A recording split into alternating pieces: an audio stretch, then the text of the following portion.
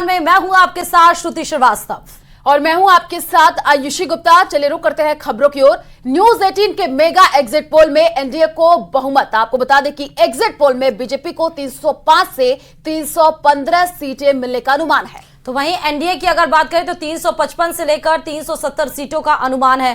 कांग्रेस को यहां पर 62 से 70 सीटों का अनुमान बताया जा रहा है, सिर्फ और सिर्फ कांग्रेस को। लेकिन अगर वहीं हम इंडिया गठबंधन की बात करें तो 125 से 140 सीटों का अनुमान बताया जा रहा है और अन्य के खाते में 42 से 52 सीट जाती हुई दिख रही हैं।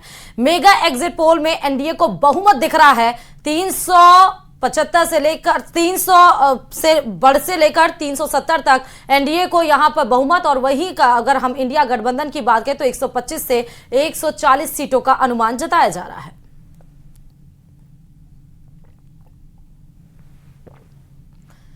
तो आपको ये मेगा एग्जिट पोल की हम बता रहे हैं, जहां एक तरफ एनडीए 68 से लेकर 71 सीटों पर, उत्तर प्रदेश की 80 सीटों का हम जिक्र कर रहे हैं। यहां पर एनडीए में यहां 68 से 71 सीटें जा रही, यानी कि 2019 के मुकाबले भी यहां एनडीए को बहुमत दिखाई पड़ रहा है। और इंडिया वहीं अगर बीजेपी की अगर बात करें, जम्मू कश्मीर लद्दाख के अलग अलग राज्यों की हम बात करें, 7 सीटों की बात करें, बीजेपी 5 से 7 सीटों पर, इंडिया की बात करें तो 2 सीटें उनके खाते में जा रही हैं, जबकि अन्य 0 पर सिमट रहा है।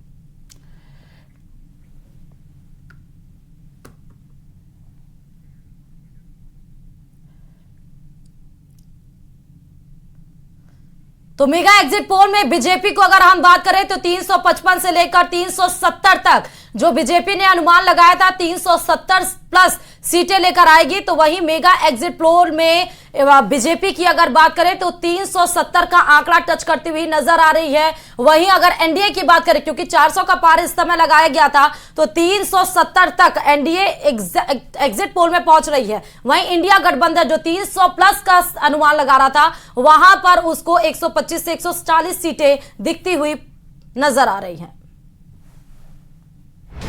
राजस्थान में बीजेपी की हैट्रिक नहीं आसान, 2 से 7 सीटों पर कांग्रेस को बढ़त का अनुमान। तो आप ये मानकर चलिए जब 4 तारीख को काउंटिंग होगी तो नजर आएगा। एग्जिट पोल का जहां तक सवाल है, एग्जिट पोल अपनी जगह अपना काम करते हैं, अपना अपना आपका तरीका है। बीजेपी ने एग्जिट पोल को किया दरकिनार। स्पष्ट रूप से एनडीए की सरकार बन रही है और मोदी जी तीसरी बार प्रचंड बहुमत के साथ देश की जनता का साथ, स्नेह और समर्थन नरेंद्र मोदी जी के साथ है, भारतीय जनता पार्टी के साथ है। चुनावी समर में जीत हार के दावे हथियार का काम करते हैं, अपनों को जोड़े रखते हैं और सामने वाले के हौसले को हिलाते डुलाते रहते हैं।